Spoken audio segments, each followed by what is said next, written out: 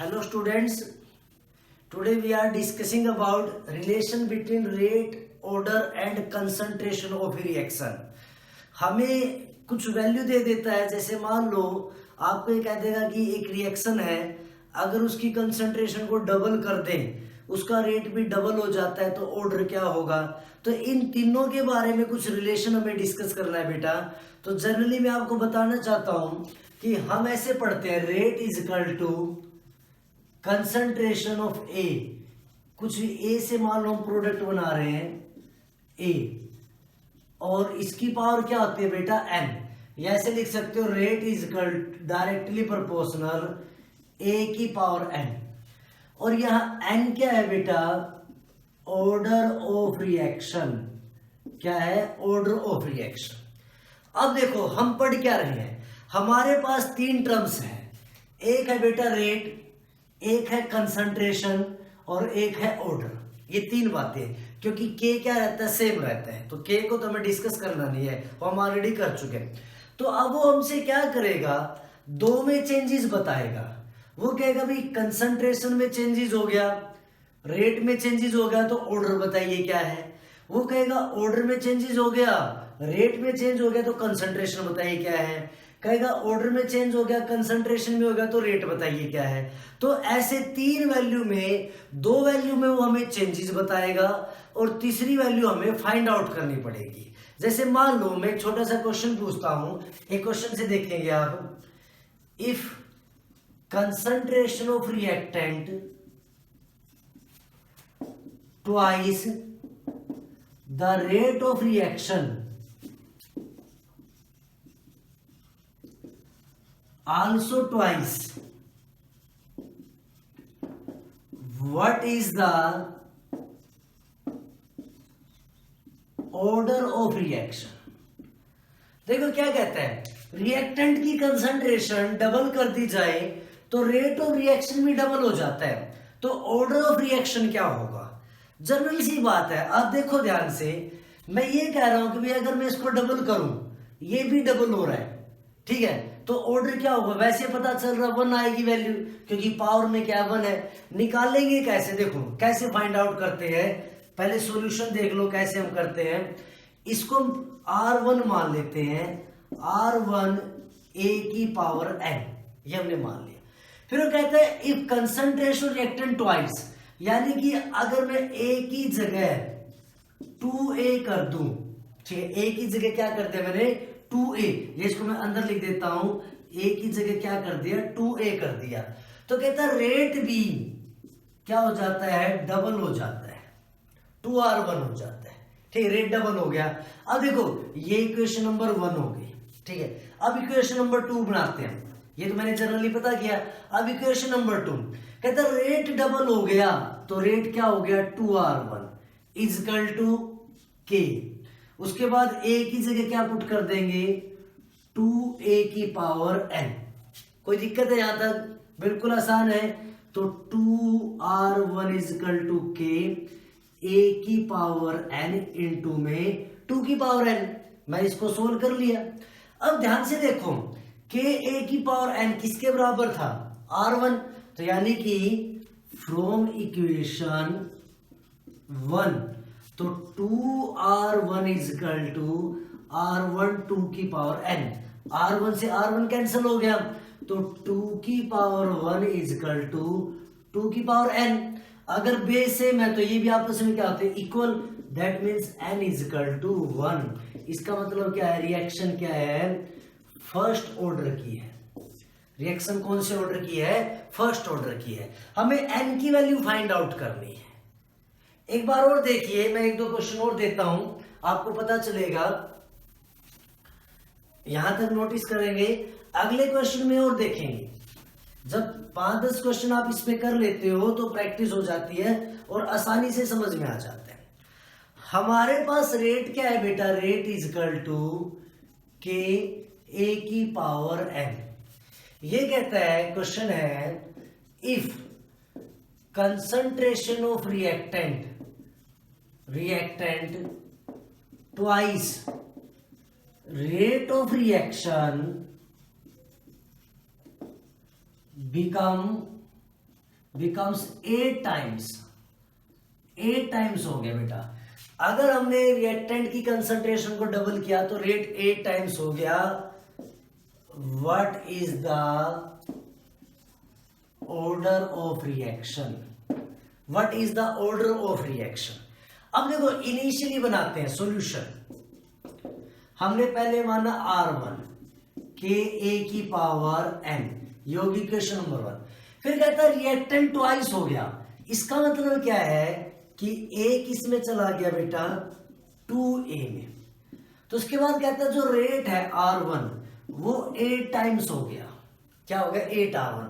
अब पुट कर दो तो 8R1 इज इक्वल टू के 2a की पावर n। तो 8R1 इज इक्वल टू के a की पावर n इंटू 2 की पावर n। और ये वैल्यू क्या है बेटा? R1। तो 8R1 is equal to R1 2 की पावर n। तो 8 इज इक्वल टू क्या आ गया? 8 इज इक्वल टू 2 की पावर n। तो 8 को 2 की पावर 3 लिख सकता हूं मैं, क्योंकि बेस सेम होना चाहिए। तो n इज इक्वल टू क्या आ गया? 3 आ गया। दैट मीन्स क्या हो गया बेटा? ऑर्डर ऑफ रिएक्शन कितना है? Order of reaction is 3। तो ऑर्डर कितना हो गया? 3 हो गया। पता चल रहा है क्या करना है? ठीक, एक क्वेश्चन और करते हैं। देखो आपको पहले R1 मान लेना है, ये होता है जनरली। फिर जो जो उसने चेंज दिया उसको चेंज करके लिख दो। R1 से R1 कैंसिल हो जाएगा, लास्ट में क्या बचेगा? उसकी पावर आ जाएगा। और n बेस सेम होना चाहिए, तो n इज इक्वल टू हो जाएगा जो पावर है, तो वहां से ऑर्डर निकल जाएगा। एक क्वेश्चन और करते हैं।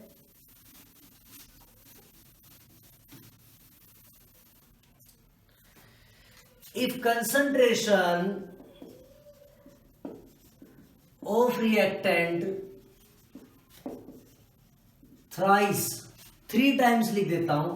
If concentration of reactant 3 times rate of reaction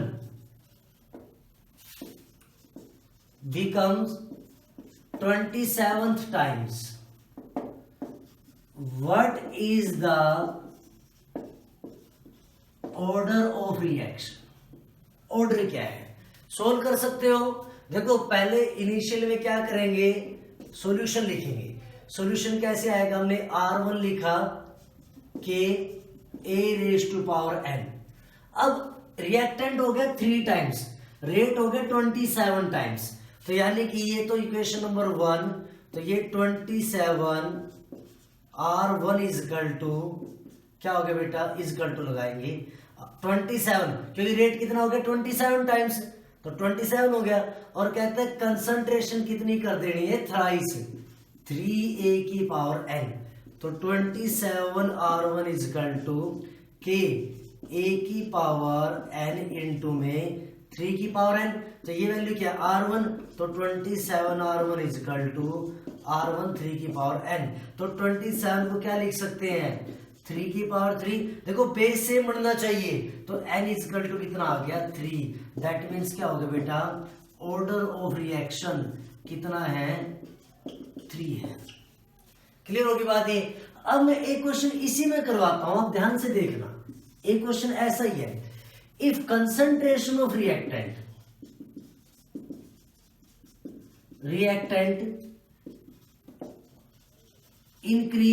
increases 27 times, rate of reaction becomes 3 times, what is the order of reaction? देखो दोनों में उल्टा है। यहां तो क्या था? देखो समझने की बात है, एक पॉइंट बनाऊंगा यहां से। कंसंट्रेशन 3 टाइम्स थी, रेट उससे ज्यादा टाइम्स था, 27 टाइम्स, उससे ज्यादा, 3 से ज्यादा। लेकिन यहां क्या हो गया? अपोजिट हो गया। तो जनरली हम बनाते हैं, पहले सॉल्यूशन करते हैं। R1 इज इक्वल टू के a की पावर n। अब कहता है रेट कितना हो गया? 3 times, 3R1 is equal to के 27a की पावर n, क्योंकि रेट कंसंट्रेशन कितनी होगी? 27। तो 3R1 इज इक्वल टू के a की पावर n 27 की पावर n। तो ये वैल्यू क्या होगी R1 बेटा, तो 3R1 is equal to R1 27 की पावर n। तो यहां से क्या आ गया 3 इज इक्वल टू 27 की पावर n। अब मुझे 3 लिखना है 27 की फॉर्म में, तो इसको मैं ऐसे लिख सकता हूं 3 को 27 की पावर 1/3, तो 27 की पावर 3, क्योंकि बेस जो n के नीचे बेस है वही इधर बनाना है, तो इक्वल टू क्या हो गया n, तो n कितना आ गया 1/3। तो ये क्या हो गया ऑर्डर ऑफ रिएक्शन कितना हो गया बेटा 1/3। तो ये चीज नोटिस करने की है, अगर कंसंट्रेशन रिएक्टेंट से ज्यादा बढ़ता है तो ऑर्डर आएगा बेटा पॉजिटिव, और अगर मान लो 1 से बड़ा 1 या 1 से बड़ा आएगा। अगर वो मान लो जो मैंने यहां लिखा है भाई कंसंट्रेशन ज्यादा बढ़ती है रेट कम बढ़ता है, तो ऑर्डर 1/, में आएगा 1/2 1/3 ऐसे करके। तो हमें ये चेक करना है, ये ऐसे नहीं कि आप सोचो कि 3 आ रहा तो हर बार 3 आएगा, नहीं 1/3 हो सकता है, 1/4 हो सकता है, 4 हो सकता है। तो अलग अलग क्वेश्चन पे अलग अलग ऑर्डर बनता है। एक और छोटा सा क्वेश्चन करते हैं प्रैक्टिस के लिए।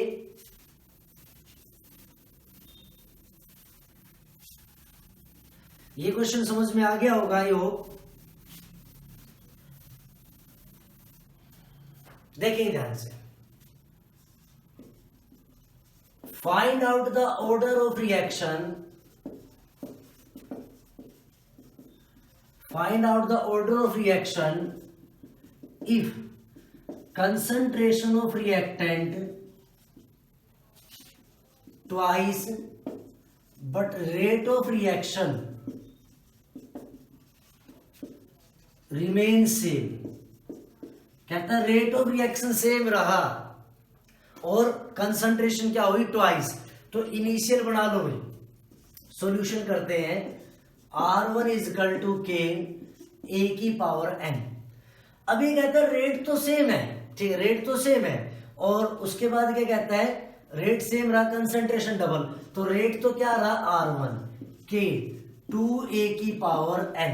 ठीक, तो यहां से R1 is equal to K A की पावर n इंटू में 2 की पावर n, तो R1 is equal to R1 2 की पावर n, तो 1 इज इक्वल टू 2 की पावर n, और किसी की भी पावर 0 क्या होता है 1, तो 2 की पावर n, तो यहां से n इज इक्वल टू कितना आ गया 0।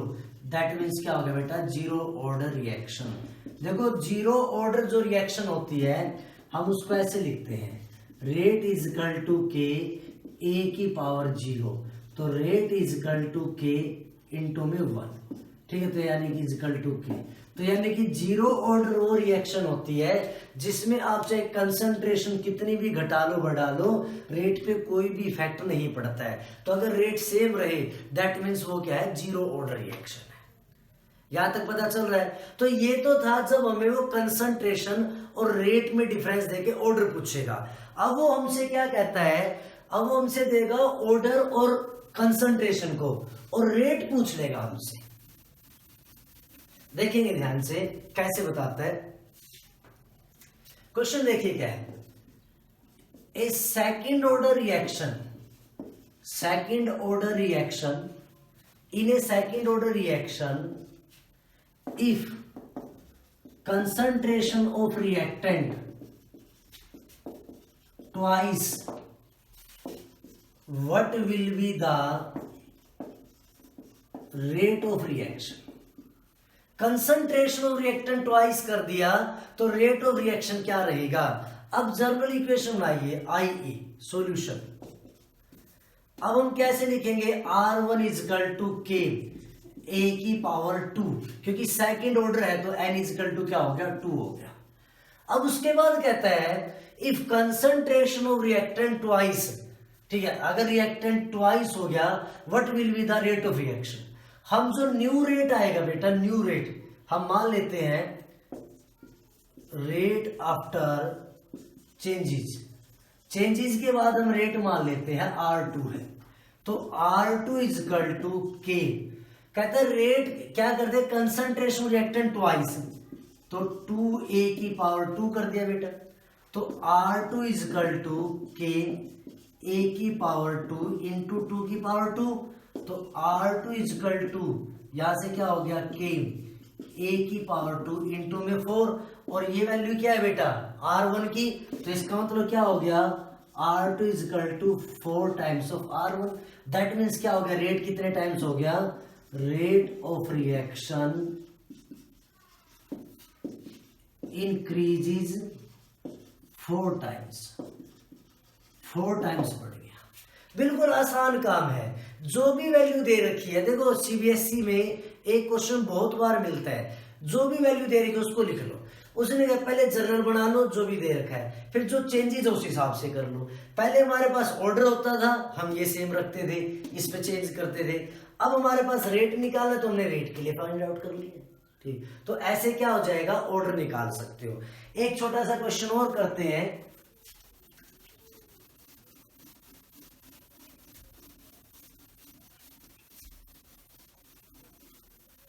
देखेंगे ध्यान से। For first order reaction if concentration of reactant 3 times, what will be the rate of reaction? Rate क्या होगा रिएक्शन का। अब सॉल्यूशन बनाएंगे, पहले R1 लिख लो k a की पावर 1 क्योंकि फर्स्ट ऑर्डर है। कहते हैं रिएक्टेंट की कंसेंट्रेशन 3 टाइम्स कर दी, व्हाट विल द रेट। हम मान लेते हैं लेट न्यू रेट या रेट आफ्टर चेंजेस, वो मान लो R2 है बेटा। तो R2 इजकल टू k और a को कर दिया 3 टाइम्स, तो ये वैल्यू क्या आ जाएगी 3ka1। तो R2 इजकल टू 3R1। तो रेट कितने टाइम्स हो गया, रेट बिकम्स 3 टाइम्स हो गया। देखो बिल्कुल सिंपल है, मैं आपको एक जनरल सा बताता हूं। ये है rate is equal to k a की पावर 0 ऑर्डर के लिए, rate is equal to k a की पावर 1 फर्स्ट ऑर्डर के लिए, rate is equal to k a की पावर 2 सेकेंड ऑर्डर के लिए, rate is equal to k a raise to power 3 third order के लिए, ठीक। अब देखो कंसंट्रेशन चेंज करने से रेट पे कोई इफेक्ट नहीं पड़ेगा, 0 ऑर्डर। जितनी कंसंट्रेशन चेंज हुई है उतना ही रेट चेंज होगा फर्स्ट ऑर्डर। जितनी कंसंट्रेशन चेंज हुई है उसका स्क्वायर, अगर कंसंट्रेशन ट्वाइस हुई है तो रेट होगा 4 गुना, अगर कंसंट्रेशन 6 गुना हुई तो रेट हो जाएगा 36 टाइम्स, उसका स्क्वायर, तो यानी कि सेकंड ऑर्डर। अगर कंसंट्रेशन जितनी चेंज हुई है और रेट उसका क्यूब हो जाए, क्यूब मान लो कंसंट्रेशन ट्वाइस कर दी और रेट 8 टाइम्स कर दिया, तो थर्ड ऑर्डर, ठीक। सिंपल सा है, बिल्कुल आसानी से आप ऑर्डर निकाल सकते हो। ऑर्डर निकाल लो, रेट निकाल लो, ऐसे क्वेश्चन आते हैं। कंफर्म होगी बातें, तो यहां तक सभी करेंगे। इसके बाद ये क्वेश्चन आपके यूटी में भी आते हैं, आप सबको पता होने चाहिए। तो बिल्कुल सिंपल सा मेथड है भैया कि आप क्या करोगे, ऑर्डर रेट ये आपस में निकालोगे, कंसंट्रेशन वगैरह आपको गिवन होती है। ऑर्डर कोई जरूरी नहीं कि वो हमेशा 1 से बड़ा हो, 1 बाई में भी आ सकता है, 1/3 1/4 ऐसे भी आ सकता है। बस आपको ध्यान रखना है कि चेंजेस कैसे करना है, ठीक है। उल्टा पुल्टा नहीं करना है, नहीं तो आंसर में से क्या आएगा, गलत आएगा। बहुत बच्चे इसमें गलती कर जाते हैं, बिल्कुल सोच समझ के अच्छे से इसको करना है। तो बाकी पढ़ेंगे नेक्स्ट लेक्चर में। Thank you.